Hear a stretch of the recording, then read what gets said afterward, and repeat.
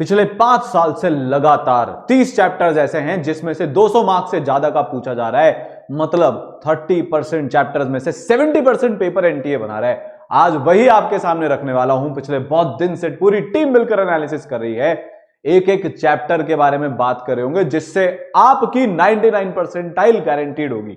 आपको पता है कुछ चैप्टर्स ऐसे होते हैं जैसे रोटेशन, फ्लूइड, नाम सुनकर ही डर लग गया ना, coordination compound, chemical bonding, blocks, maths में डेफिनेट इंटीग्रेशन, लंबे चौड़े चैप्टर्स हैं, हैवी हैं, पर शॉकिंग बात यह है कि इनके अंदर 2 से 3 सब टॉपिक्स ऐसे हैं जिसमें से 60 से 70% क्वेश्चन पूछे जा रहे हैं। मतलब अगर आप इन चैप्टर्स के अंदर की भी आपको ऐसी बात बताओ कि वो 2-3 सब टॉपिक कर लोगे तो आपकी 99 परसेंटाइल आ जाएगी।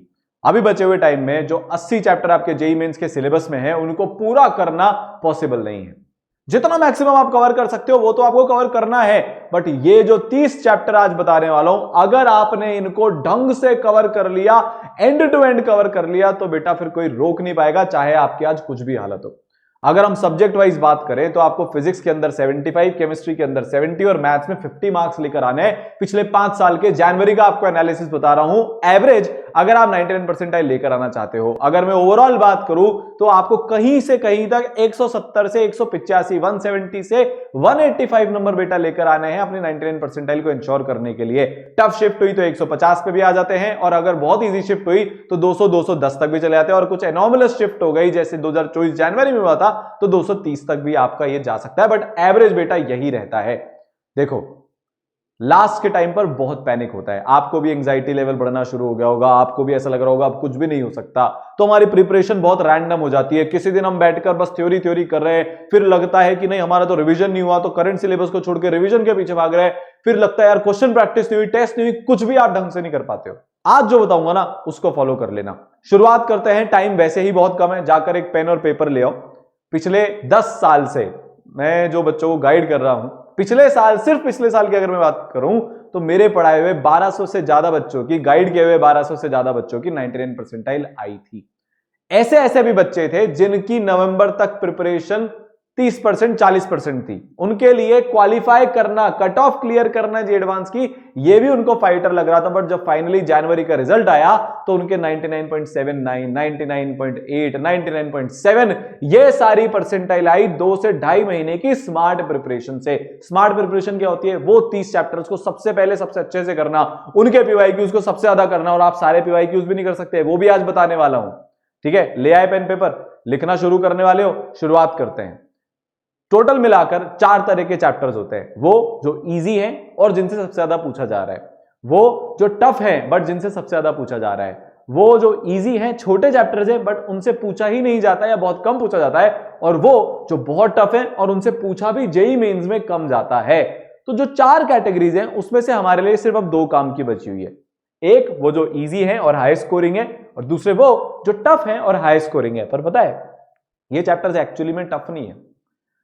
इन टफ चैप्टर्स में से सिर्फ 2 या 3 सब टॉपिक्स पर अगर आपकी पकड़ हो गई तो ये टफ चैप्टर एक्चुअली में इजी चैप्टर के जैसे हो जाएंगे, और उनमें से भी आप बहुत ज्यादा स्कोर कर सकते हो।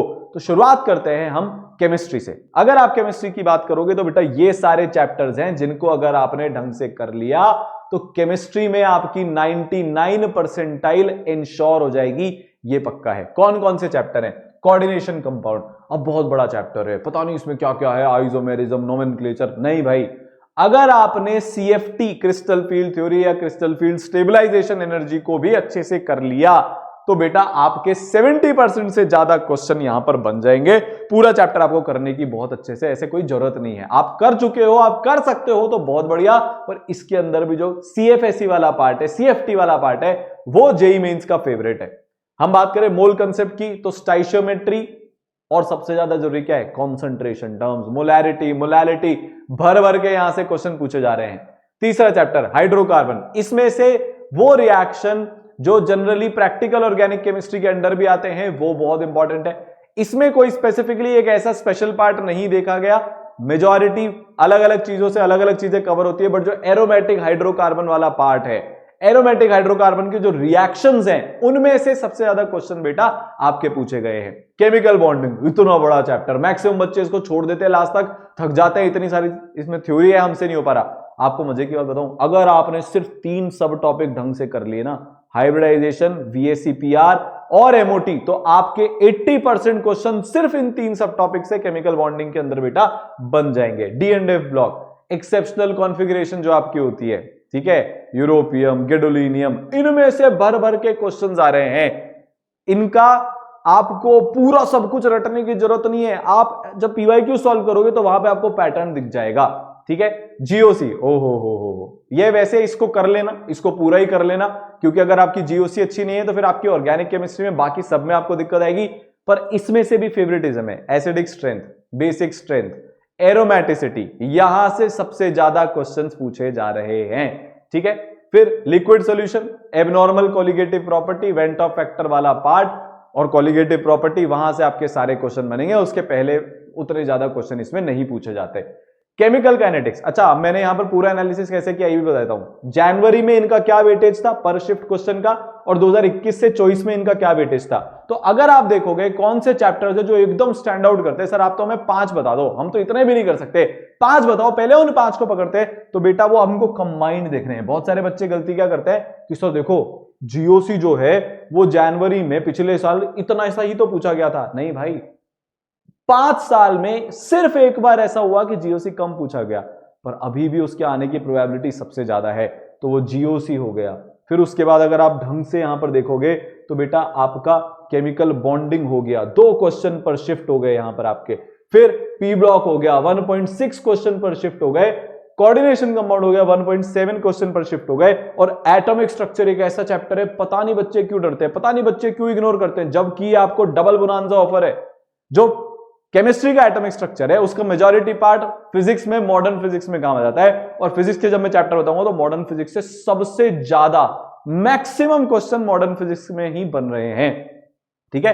तो ये चैप्टर्स है जो इन 10-12 चैप्टर में से भी सबसे ज्यादा जुड़ रहे हैं। अब आगे चलते हैं, पीरियोडिक टेबल। अच्छा, केमिकल काइनेटिक्स हमारा रह गया। केमिकल काइनेटिक्स में अगर आप बात करोगे ना बेटा, आप PYQs खोलकर देखो, आपको फर्स्ट ऑर्डर रिएक्शन से मैक्सिमम सवाल मिलेंगे, अरेनियस इक्वेशन से आपको मैक्सिमम सवाल मिलेंगे। अगर ये 2 चीजें केमिकल काइनेटिक्स के अंदर भी आपकी अच्छी है तो आप लाइफ में मचा दोगे, ठीक है।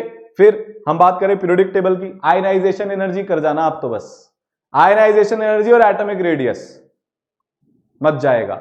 बार बार वो आपको नाइट्रोजन ऑक्सीजन वाले ग्रुप के आयनाइजेशन एनर्जी कंपेयर कराएगा, एटॉमिक रेडियस में आइसो इलेक्ट्रॉनिक स्पीशीज के रेडियस कंपेयर कराएगा। यहीं से सवाल बनकर आते हैं, यहीं से आते रहे हैं, यहीं से आते रहेंगे, ठीक है।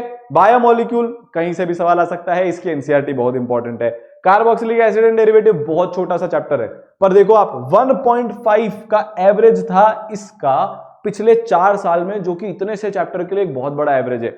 एटॉमिक स्ट्रक्चर, ओहो, बोर के जितने भी चीजें हैं, एनर्जी, रेडियस, वेलोसिटी, उसमें भी एनर्जी और रेडियस मैक्सिमम सवाल वहां से आते हैं, या फिर क्वांटम नंबर। पूरे एटॉमिक स्ट्रक्चर में से अगर आपको ये 2 चीजें भी आती है, बोर मॉडल और क्वांटम नंबर, तो बेटा आपके 80% क्वेश्चन यहां से कवर हो जाएंगे। और फिर फाइनली P ब्लॉक, यहां पर से कहीं से भी आ सकता है। ये थोड़ा बड़ा चैप्टर है, बट इसमें फायदा यह है 10 सेकंड में आपके सवाल यहां पर सॉल्व हो जाते हैं। तो मेहनत ज्यादा है, बट उसका जो आउटपुट है वो कंपैरेटिवली उससे भी ज्यादा है। तो बेटा ये तो बात हुई हमारी केमिस्ट्री की। अब हम आगे चलते हैं। देखो, शिवांगी ने 99.7 परसेंटाइल स्कोर किया, ईशाम ने 34 से 99.79 का जंप किया JEE Main 1 और JEE Main 2 के बीच में। इन्होंने कैसे किया? इन चैप्टर्स पे स्पेशल फोकस करके, स्मार्ट तरह से प्रिपरेशन करके, स्मार्ट तरीके से PYQ करके, स्मार्ट तरीके से टेस्ट देकर। अभी उसके बारे में बताऊंगा, वीडियो को लास्ट तक देखोगे तो आपको पता चलेगा PYQ कौन से करने हैं, टेस्ट कितने और कब देने हैं, ठीक है।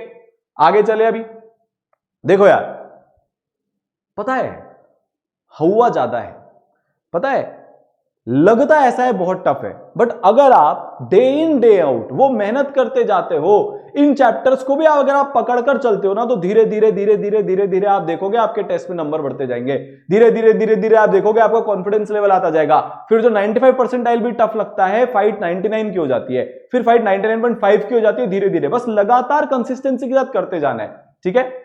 अगर अब मैं फिजिक्स की बात करूं, अच्छा एक चीज और, फिजिक्स पे जाने से पहले ई-सरल का challenger crash course is now live, ठीक है।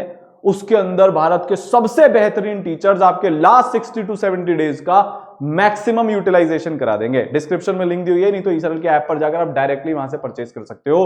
Best possible revision, best possible practice, best possible test और लास्ट 60-70 दिन में जो इंटेंसिटी चाहिए उसके लिए भारत की सबसे तगड़ी केयर, सबसे तगड़ी मेंटरशिप आपको वहां पर मिल रही होगी। फिजिक्स की अगर मैं चैप्टर्स की बात करूं तो रे ऑप्टिक्स, भाई पिछले साल 1-2 शिफ्ट तो ऐसी थी जिसमें 4 से 5 क्वेश्चन एक सिंगल शिफ्ट में रे ऑप्टिक्स के आ गए थे। Ray optics, modern physics, electrostatics, बहुत भारी चैप्टर लगता है पर कंसिस्टेंटली काफी ज्यादा पूछा जा रहा है। थर्मोडायनेमिक्स, ये फिजिक्स का थर्मोडायनेमिक्स कंपैरेटिवली आसान है, बच्चे 2 चैप्टर सबसे ज्यादा डरते हैं। सर फ्लूइड बिल्कुल नहीं आता, सर रोटेशन बिल्कुल नहीं आता। फ्लूइड में विस्कोसिटी, सरफेस टेंशन कर जाना, आपके 50% से ज्यादा सवाल वहां से बन जाएंगे। रोटेशन के अंदर मोमेंट ऑफ इनर्शिया और एंगुलर मोमेंटम कर जाना, आपके 50% से ज्यादा सवाल रोटेशन में बन जाएंगे। मतलब इसके अंदर भी एनटीए का फेवरेटिज्म यहां पर चलता है। फिर उसके बाद आपका हो गया magnetic effect of current, unit dimension, current electricity. बहुत सारे बच्चे ऐसे, सर पिछली बार तो करंट आया ही नहीं था, करंट से गुस्सा होकर बैठे हुए, करंट से रूठ कर बैठे हुए। नहीं भाई, पिछली बार नहीं आया था इसका मतलब ये नहीं इस बार भी नहीं आएगा। ये कंसिस्टेंटली ज्यादा पूछा जा रहा है। 2.3 का एवरेज है, सिर्फ मॉडर्न फिजिक्स का एवरेज इससे ज्यादा है पर शिफ्ट का। आप सोचकर देखो, ये इतना इंपॉर्टेंट है, गलती से भी इसको छोड़कर मत जाना। फिर ग्रेविटेशन, इलेक्ट्रोस्टैटिक्स और ग्रेविटेशन तो भाई बंधु है। इलेक्ट्रोस्टैटिक ढंग से कर लिया, वो आप करोगे ही सही, 12th में करते आ रहे हो। ग्रेविटेशन ऑटोमेटिकली आपका 80% तो हो जाएगा, बस थोड़ी बहुत चीजें चेंज करके आपको ग्रेविटेशन साथ में मिल जाएगा। फिर सेमीकंडक्टर, इलेक्ट्रोमैग्नेटिक वेव, छोटे से चैप्टर हैं, नन्हे मुन्ने चैप्टर हैं, 2-3 फॉर्मूले के चैप्टर हैं, कर जाओ मच जाएगा। और हाँ, हमारा प्यारा यूनिट डायमेंशन तो है ही सही, ठीक है। रोटेशन और यूनिट डायमेंशन, यूनिट डायमेंशन क्या है? यूनिट डायमेंशन में लल्लू चैप्टर है, पर अगर आप इसको ध्यान से देखोगे तो 1.2 जैसे जैसे साल आगे बढ़ते जा रहे हैं इसका वेटेज बढ़ता जा रहा है। 20-21 में कोई वेटेज नहीं था, 21-22 में थोड़े ज्यादा है, 22-23 में और ज्यादा है, 23-24 में और ज्यादा है, और 25 में तो भाई साहब हद ही हो गई। जो 1.2 क्वेश्चन पर शिफ्ट यहां पर आया वो एवरेज है। किसी शिफ्ट में 2 क्वेश्चन आ गए, किसी में 1 क्वेश्चन आ गया। इतने से चैप्टर से इतनी सारी चीजें यहां पर आपको पूछी जा रही है। अब आगे चलते हैं मैथ्स की तरफ, फिर आपको पीवाईक्यू का भी बताऊंगा और बेटा टेस्ट का भी बताऊंगा। मैथ्स में अगर हम बात करें तो 3 डायमेंशन और वेक्टर, 3D और वेक्टर बाय फार विनर हैं। लगातार बेटा इनमें से पूछा जा रहा है। इनके क्वेश्चन थोड़े से कैलकुलेटिव होते हैं, इनके क्वेश्चन थोड़े से लंबे होते हैं क्योंकि इसमें कैलकुलेशन बहुत सारी होती है, स्टेप्स इसमें ज्यादा होते हैं, बट इससे सबसे ज्यादा पूछा जा रहा है, ये क्लियर विनर है, ठीक है। फिर उसके बाद सीक्वेंस सीरीज, आए हाय दिल को सुकून देने वाला चैप्टर है क्योंकि ये आसान भी है, छोटा भी है, और इससे सवाल भी आप देखो 1.9 का एवरेज है इससे ऑलमोस्ट। जनवरी में थोड़ा कम हुआ पर बाकी तो ये काफी हाई वेटेज का है। डेफिनेट इंटीग्रेशन थोड़ा सा लंबा है, थोड़ा सा टफ है, बट 2 का एवरेज चल रहा था, इस बार थोड़ा सा कम हुआ है, बट वो वापस से मीट आउट हो जाएगा। उसके बाद प्रोबेबिलिटी और पीएनसी, ये दोनों एक ही हैं। पहले पीएनसी पढ़ोगे, उस पर कमांड आएगा, प्रोबेबिलिटी फिर आपसे होना शुरू हो जाएगा। बायनोमियल थ्योरम, छोटा सा चैप्टर, हाई वेटेज, ये एकदम सीक्वेंस सीरीज के जैसा है, ठीक है। फिर उसके बाद स्ट्रेट लाइन, छोटा चैप्टर है, ज्यादा कुछ इसमें है नहीं, बट बहुत ज्यादा यहां पर पूछा जा रहा है। Area under the curve, differential equation, function और मैट्रिसेस एंड डिटरमिनेंट्स, ये लगातार बहुत ज्यादा वेटेज से आपसे इनमें से पूछा जा रहा है। तो बेटा ये सारे वो चैप्टर्स हैं जिनको आपको किसी भी कीमत पर नहीं छोड़कर जाना। ये सारे चैप्टर्स आपने कर लिए तो 99 परसेंटाइल आने की आपकी जो प्रोबेबिलिटी है वो बहुत बहुत बहुत बहुत बहुत बहुत बहुत ज्यादा हो जाएगी। और अगर आप ये चैप्टर छोड़ के गए, बाकी सारे चैप्टर्स में लग गए लैक ऑफ गाइडेंस के कारण, तो फिर बेटा एफर्ट भी आपका पूरा लग जाएगा और उसका रिजल्ट भी आपको नहीं मिलेगा। अब सर बात करते हैं कि हम इसके पीवाईक्यूज कैसे करें, हम इनके क्वेश्चन कौन से करें। देखो यार, आपको अब मेजॉरिटी पीवाईक्यू पे फोकस करना है, पर मेरी एक बात ध्यान रखना, तुम 7 से 8,000 पीवाईक्यूज हैं, 7 से 8,000, आप सारे नहीं कर सकते। सारे करने का सेंस भी नहीं बनता क्योंकि वो सारे पीवाईक्यूज रिपीटेटिव हैं, ठीक है। एक ही चीज से बार बार पूछा जा रहा है, उससे आपका टाइम वेस्ट होगा। आपको सेलेक्टेड पीवाईक्यूज करने हैं। वो कैसे? जैसे ईसरल का चैलेंजर कोर्स है, उसके अंदर बेटा सारे टीचर्स ने बहुत मेहनत करके आपके पीवाईक्यूज को अलग अलग सेट्स में बांट दिया है। 7-8 हजार पीवाईक्यूज में से हमने 2 से 2,500 पीवाईक्यूज आपके लिए छांट लिए हैं और उसको भी 2 पार्ट में ब्रेक कर दिया JEE Main 1 के पहले। अभी जब आप करंट चैप्टर्स पढ़ते जा रहे हो, फर्स्ट टाइम में जब उनको पढ़ रहे हो, रिवाइज कर रहे हो, तो पहले सेट 1 कर देना, जैसे इस तरीके से काइनेमेटिक्स 1D का है। और जब हम जनवरी में आ जाएंगे तो बेटा इसका आपके लिए रिवीजन का अलग से सेट हमने बना दिया है।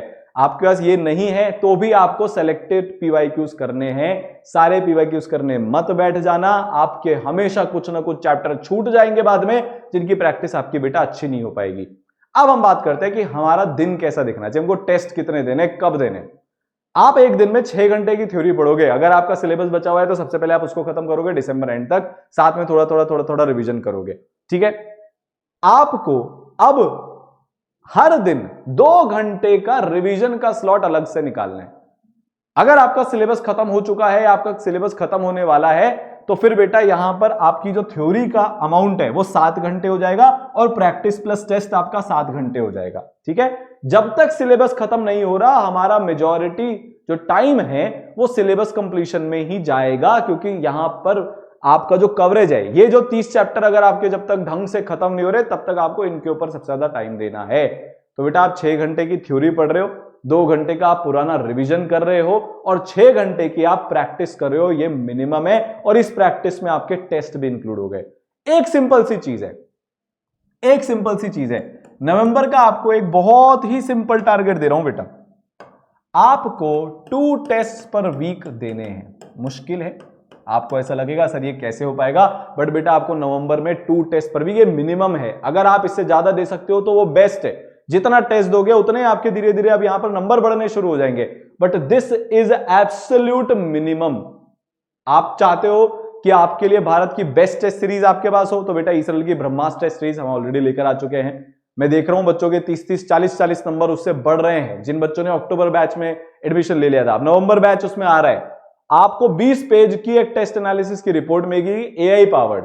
सब कुछ दूध का दूध पानी का पानी हो जाता है उसमें। आपको सिंपल क्लियर कट शब्दों में पता लग जाता है ये मेरे एरियाज टू इंप्रूव हैं। स्पीड हो गया, एक्यूरेसी हो गया, ये सब टॉपिक्स हो गए, वो चैप्टर हो गया, हर एक चीज का डिटेल्ड एनालिसिस मिल जाता है। और सिर्फ उसकी प्राइस 1900 रुपीज है, जो आपकी जेईई मेन 1 तक की एआई ब्रह्मास्त्र टेस्ट सीरीज है, नवंबर बैच। उसका फर्स्ट टेस्ट अब बहुत जल्दी होने ही वाला है, ठीक है। तो आपको ये एक टारगेट लेना है। कमेंट में बता देना कि आप टारगेट ले चुके हो कि मैं 2 टेस्ट पर वीक यहां से लेकर नवंबर एंड तक मिनिमम किसी भी हालत में दूंगा या दूंगी, ठीक है। तो ये आज हमारे इंपॉर्टेंट चैप्टर्स थे बेटा। किसी भी हालत पे इनको प्लीज मत छोड़ना, वरना बाद में सिर्फ रिग्रेट बचेगा कि हां सर ने बताया था, हां मुझे पता था, उन्हीं में से सवाल आए फिर भी मुझसे नहीं बन पाए, ठीक है। बिल्कुल पॉसिबल है, कोई भी आपसे कुछ भी बोले, अभी भी 99 परसेंटाइल आपके सामने है, बस जाकर उसको उठाना है, ठीक है। All the best.